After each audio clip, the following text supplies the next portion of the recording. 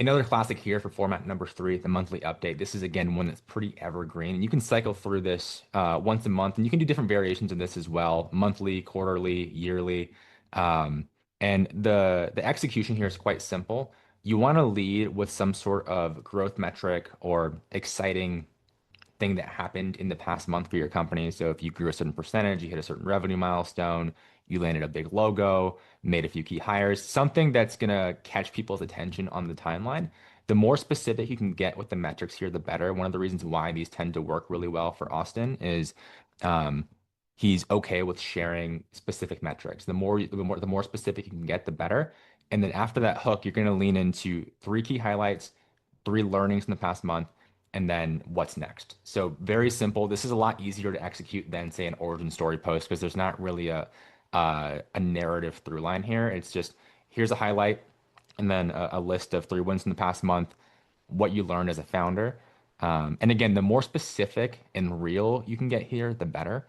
Um, and the more vulnerable you can get in the learnings, the better as well. And then a quick preview of what's next. And again, ideally, you want to pair this with some sort of in real life photo of your team, or if there's a specific event from the past month, like an offsite or a conference or something that's relevant to the post, you want to pair the copy with that as well. Yeah, I think these posts in particular, when I first started posting on LinkedIn, performed really, really well and were a big Yeah. piece of the narrative when we were trying to, break out and become a known entity. I do think to your point, like having specific numbers and like actually sharing interesting nuggets is so much more powerful. This is something I talk a lot about internally, but there's something about just like numerical things that sticks in someone's brain more and feels more real. And so we try to, we honestly err on the side of oversharing quite a bit. Like you can piece together a lot of what's happening at Unify based off of like the public things that we post. But we found time and time again that, especially at our stage of the business, like having those things out in the ecosystem, it's just like we're here to generate momentum month over month, and we'd rather use that as part of the story and what's happening about getting people excited. So it has been an important thing for us. Yeah. You mentioned a few times in your content and in previous things you've posted that this has sort of helped you guys um,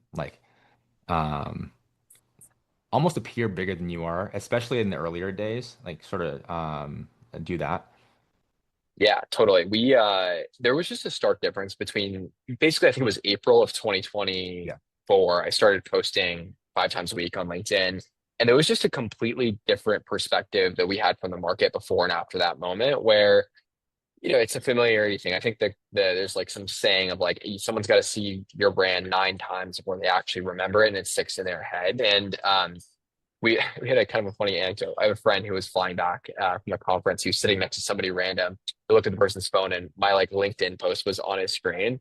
And like that was just like an example, I think, of just like the brand awareness that we're building kind of in the Yeah. background, right? If people understand the Unify name, and these posts were a big piece of the story, and how you can sort of be, interesting even when you have a smaller company, right? You're sort of starting to break out. So big piece of the early days for us.